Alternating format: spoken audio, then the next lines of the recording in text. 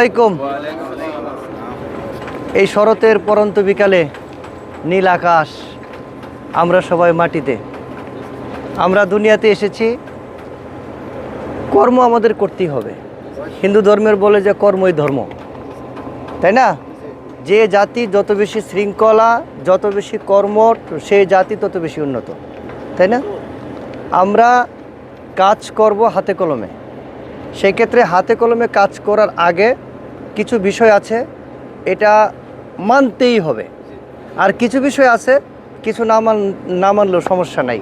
মৌলিক কিছু বিষয় আছে এই কাজের ক্ষেত্রে। আমাদের হেল্পফুল গ্রুপ, আমরা যাদের সাথেই কাজ করি, প্রথমত আমরা বন্ধুত্ব তৈরি করি। আমাদের কোম্পানির স্লোগান, আমাদের ম্যানেজমেন্ট থেকে স্লোগান, উই আর ফ্রেন্ড, মানে আমরা সবাই বন্ধু। যে নীতিটা বিশ্বের অন্য জায়গায় আপনারা জানেন যে উন্নত রাষ্ট্রগুলোতে মালিক শ্রমিক একজন আরেকজনকে তুই তাই করে বলতেছে, একেবারে আপন। আমরাও এরকমভাবেই ইসলামিক দৃষ্টিকোণ থেকে শ্রমের মর্যাদাকে আমরা দেওয়ার জন্য চেষ্টা করছি।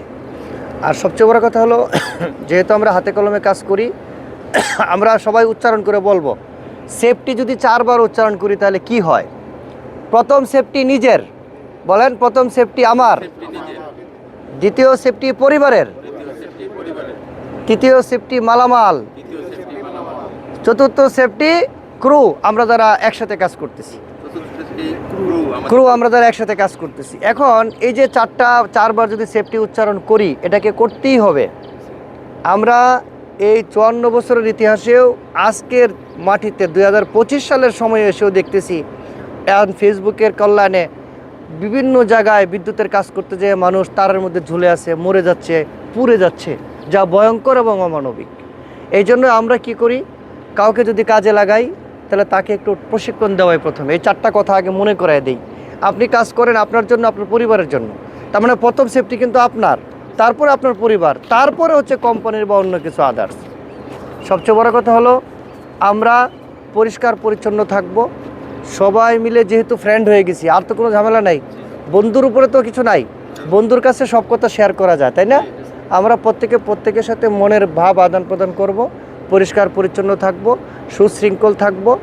যেহেতু বাংলাদেশ, এখানে এখনও আমাদের অনেক অভাব রয়েছে, মৌলিক অধিকারের পুরাটাই অভাব রয়েছে, তাই না? চিকিৎসার অভাব, খাদ্যের অভাব, বস্ত্রের অভাব, সব কিছুর অভাব রয়েছে। এর মধ্যে তো আমাদের বাঁচতে হচ্ছে।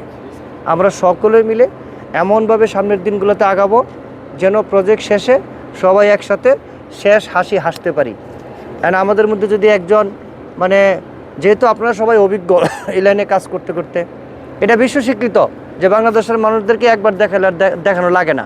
ফ্রিল্যান্সিংয়ে সারা পৃথিবীতে ইংলিশ মিডিয়াম পৃথিবী, কিন্তু বাংলাদেশ হলো বাংলা মিডিয়াম, তারপরেও ফ্রিল্যান্সের ছেলেপেলেরা সারা বিশ্বে ভালো করতেছে, তাই না? তাহলে আপনাদের, এটা আমাদের রাষ্ট্রের সৌভাগ্য যে বাংলাদেশের মানুষ পরিশ্রমী এবং আইকিউ খুব ভালো। এর 6 ঋতুর দেশ, এখানে বিভিন্ন রীতির কারণে আমাদের মধ্যে ক্রিয়েটিভিটি বাড়ে। আমাদেরকে একবার দেখালি হয়ে যায়। তো যে একবার দেখালে শিখে ফেলি, তখন কি হয়, ওভার কনফিডেন্স চলে আসে। আরে কি হবে, এই আরে কি হবে শব্দটাই খারাপ। আমরা বৈদ্যুতির কাজের নিয়ম মেনে তারপরেই করব। আর মোটামুটি সেফটি শৃঙ্খলার উপরে তো আপনাদের সিনিয়ররা অনেক সুন্দর কথা বলে গেছে। সর্বশেষে আমরাও কারো কাছ থেকে শিখতেছি, আমাদেরকে থেকেও যারা নতুন শিখবে, আমাদের চেয়ে অনেক ভালো ভালো প্রতিষ্ঠান বাংলাদেশে আছে। আমরাও চেষ্টা করতেছি তাদের কাতারে যাওয়ার জন্য। আমরাই শ্রেষ্ঠ নই, তবে শ্রেষ্ঠত্ব অর্জনের চেষ্টা করতেছি। সেই ক্ষেত্রে আমরা সকলে মিলে সুন্দরভাবে বর্তমান ও আগামীর বাংলাদেশকে নিরাপদ বিদ্যুতের দায়িত্ব নিয়েছি। আমরা নিজেরা শিখবো ভালোভাবে, নতুনদেরকে শেখাবো। আমাদের এখানে বহুত সুযোগ আছে। আপনারা যারা বিদেশ থেকে অনেকে চাকরি করে আসছেন জানেন, সারা বিশ্বে প্রচুর ম্যান পাওয়ারের সংকট রয়েছে। আমরা আমাদের এই প্রতিষ্ঠান থেকে, আমাদের এখানে কাজ শিখেই সারা পৃথিবীতে কর্ম করে খাচ্ছে। আমেরিকাতে চলে গেছে পিএইচডি করতে, নানান টেকনিক্যাল লোক। আমার একটা ছেলে প্রায় 20 বছর আমার আন্ডারে কাজ করছে। আমি সৌদি আরবে গিয়েছি, সে 1400 কিলোমিটার গাড়ি চালায় এসে আমার সাথে সাক্ষাৎ করতে আসছে যে আপনারা শিখাইছিলেন বিদায় আজকে আমি এখানে দাঁড়পে কাজ করতেছি। আমার সাথে কেউ জোরে কথা বলার সাহস পায় না। আপনি ইন্ডিয়ান বলেন আর পাকিস্তানি বলেন, কেউ আমার সাথে কাজ করার সাহস পায় না। কারণ হচ্ছে এই ছেলেটা কোম্পানি তাকে একটা গাড়ি দিয়ে দিছে 24 ঘন্টাই প্রায় কাজের সাথে, ওই ঘুমের সময়টুকু বাদ দিয়া তার গাড়ি একবার 7 বার পল্টি খেয়েছে। আলহামদুলিল্লাহ তার কিছু হয় নাই, তারপরে সে ছুটি কাটায় নাই। তো কোম্পানি তাকে ভালোবাসবে না, থেকে ইন্ডিয়ানরে ভালোবাসবে নাকি পাকিস্তানের ভালোবাসবে? সে ছুটিই কাটানে, আমি তো ফিট আছি, 7 বার পোলট্রি খাওয়ার পরে সে ফিট, সে বলতেছে আমি ছুটি নেব না, প্রিলিমিনারি টেস্ট করে আবার সে কাজ করতেছে। তার মানে বাঙালি, নাসা থেকে মাছা, সব জায়গায় বাঙালির অবদান আছে, সারা পৃথিবীতে বাঙালির অবদান আছে, তাই না? আজকের যে পরিস্থিতি অর্থনৈতিক খাদের কিনারে ছিল, আমাদের বর্তমান সরকার বড় অঙ্কের কোনো ঋণ আনতে পারে নাই। কারা এই রিজার্ভ আনে দিল? তারা হলো প্রবাসী।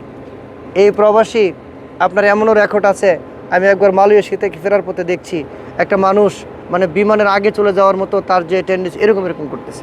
তা আমি জিজ্ঞাসা করলাম, ভাই কী হয়েছে?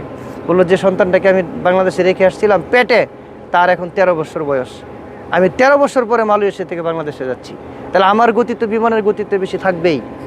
তাহলে এই প্রবাসী সারা বিশ্বে এই বাংলার অর্থনীতিকে সমৃদ্ধ করছে। আমরা নিজেরা ভালোভাবে কাজ শিখব, আমরা সার্টিফিকেশন নিব আন্তর্জাতিক মানের, এবং এই বাংলাকে আমরা সমৃদ্ধ করব। বর্তমান ও আগামীর বাংলাদেশে নিরাপত্তা, মানবিক, সমৃদ্ধশালী বাংলাদেশ গড়ব। শ্রমের মূল্য অবশ্যই আমরা হারব না, আমরা হারতে দিব না শ্রমিকের গাম, আমরা হেরে যেতে দেব না কৃষকের মূল্য, আমরা হেরে যেতে দেব না এই বাংলার মানুষের মান। জি ধন্যবাদ, আসসালামু আলাইকুম।